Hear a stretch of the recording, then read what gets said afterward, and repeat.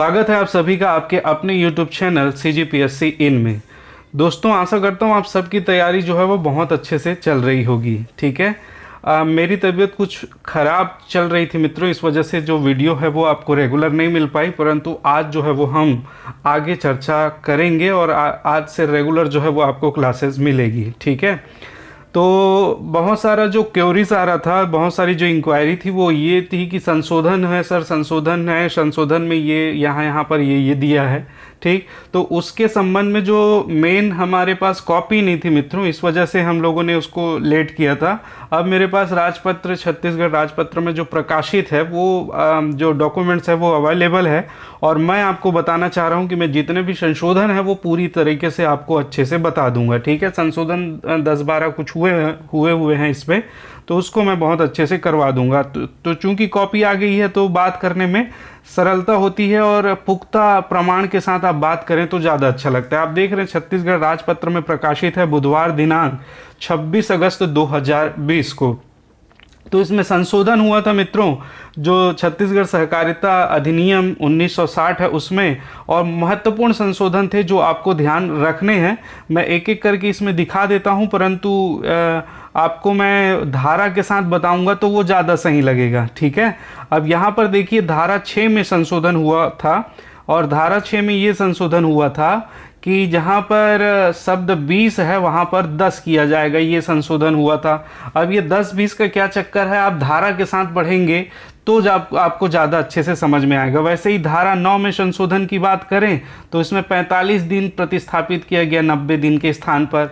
ठीक है। तो ये तो संशोधन जो हुआ है, धारा 10 में संशोधन हुआ है, धारा 11 में संशोधन हुआ है। तो उन सारे संशोधनों को मैं जो है वो पूरी तरह से आपको जो हमारी पिछली क्लास हुई थी उसके हिसाब से मैं वर्ड फॉर्मेट में ये एक के बाद एक नीचे धाराओं के मैं आपको बताते चल रहा हूँ। दोनों को रिलेट करेंगे, पिछला क्या था और अभी क्या संशोधन हुआ, तो दोनों चीज़ें आपको बहुत अच्छे से कॉन्सेप्ट क्लियर हो जाएगा। ठीक है।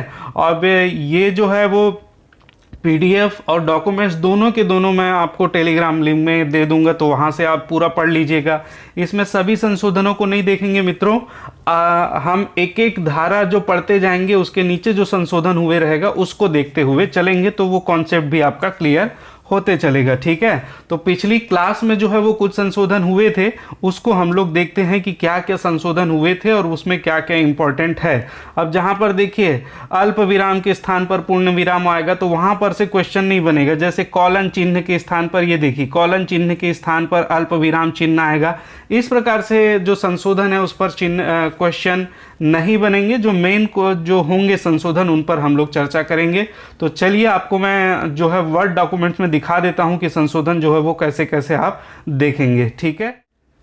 तो यहाँ देखिए जो धारा 6 थी मित्रों, धारा 6 में मैंने बताया था संशोधन हुआ है, और ये मैं उसकी कॉपी भी आपको लिए लगा दिया हूँ ताकि आप आसानी से इसको समझ सकें। क्या था धारा 6, तो देखिए ये रजिस्ट्रीकरण की शर्तें इसमें दी गई है। ठीक है। क्या दिया गया है रजिस्ट्रीकरण की शर्तें?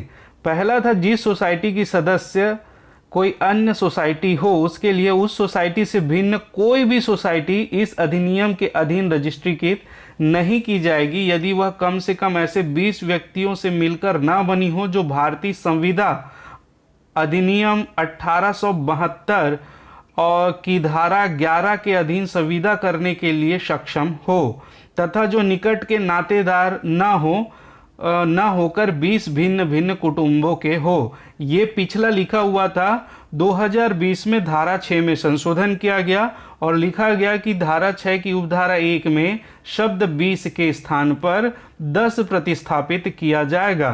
तो यहाँ पर अब आप समझ लीजिए कि जो ये लिखा हुआ है कम से कम 20 व्यक्तियों से मिलकर बनी हो, अब ये हो जाएगा कम से कम 10 व्यक्तियों से मिलकर बनी हो। कितने व्यक्ति? 10 व्यक्ति।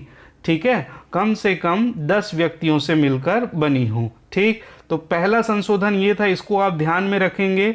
आगे हम लोग देखें धारा 9 में जो संशोधन हुआ है मित्रों उसको, तो आपको उसी के साथ पढ़ने मिलेगा तो और समझ में आएगा। देखिए अब ये था धारा 3 की, धारा 9 की उपधारा 3, रजिस्ट्रार किसी सोसाइटी के रजिस्ट्रीकरण के लिए आवेदन प्राप्त होने की तारीख से 90 दिन के भीतर विनिश्चय करेगा। ठीक है। तो इसको क्या किया गया, तो देखिए धारा 9 में ये कहा गया कि वो रजिस्ट्रार जो है वो अब 90 दिन के स्थान पर 45 दिन लेगा। ठीक है, 45 दिन प्रतिस्थापित किया गया। तो ये जो 90 दिन के अंदर विनिश्चय करेगा, बहुत ज़्यादा था 3 महीने, उसको करके 45 दिन कर दिया गया। संशोधन 2020 में छत्तीसगढ़ सहकारिता अधिनियम 2020 में इसको संशोधित करके क्या कर दिया गया, 45 दिन कर दिया गया। इसके अलावा पिछली क्लास में हम लोगों ने धारा 11 भी देखी थी। 10 का उतना इंपॉर्टेंट नहीं है, मैंने आपको बताया कि आपको पूरा पीडीएफ मिलेगा, आप पूरा का पूरा पीडीएफ पढ़ लीजिएगा। ठीक है, उसका उतना इंपॉर्टेंट नहीं है, इसलिए मैं नहीं बता रहा हूँ। ठीक है, अब यहाँ पर देखिए इसमें कुछ नहीं कहा गया है। धारा 11 की जो धारा 1 है उसमें ये लिखा हुआ है, अब इसको मैं पूरा आपको बता देता हूँ यहाँ से। इसमें ये लिखा गया है कि सोसाइटी के उपविधियों में संशोधन किस प्रकार से होगा। किसी सोसाइटी की उपविधियों का संशोधन तब तक विधि मान्य नहीं होगा जब तक कि इस अधिनियम के अधीन रजिस्टर में दर्ज न किया गया हो, जिस प्रयोजन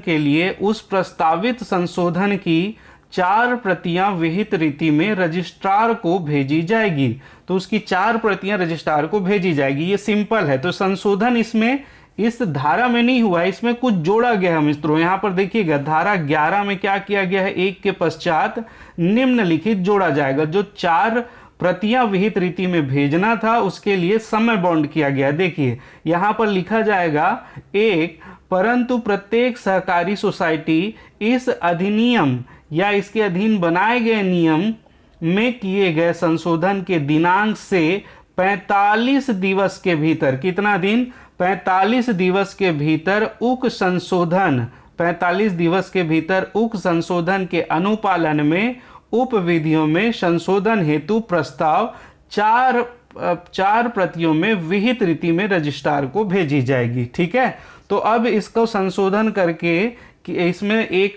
जो है पैराग्राफ जोड़ दिया गया कि अब 45 दिवस के, जिस दिन संशोधन किया गया उस दिन से 45 दिवस के भीतर जो है वो इसको भेजी जाएगी। ठीक है, तो इसको आप विशेष रूप से ध्यान रखिएगा। ठीक, तो मेरे ख्याल से ये तीनों चीज़ें जो थी वो वेरी मच आपका जो है वो क्लियर हो गया होगा, पूरी तरह से कॉन्सेप्ट आपका पूरी तरह से क्लियर हो गया होगा। ठीक है, तो दोस्तों ये था आज का वीडियो। जो हम लोगों ने पढ़ा था उसमें जो जो संशोधन हुए हैं, आगे जो जो धाराएं हम लोग पढ़ेंगे उन धाराओं में जो संशोधन हुआ रखा है उसको मैं ऐसे ही ऐड करके आपको बताते हुए चलूँगा। ठीक है, तो आशा करता हूँ वीडियो बहुत अच्छे से समझ में आया होगा। अपना प्रेम और स्नेह बनाए रखिएगा मित्रों।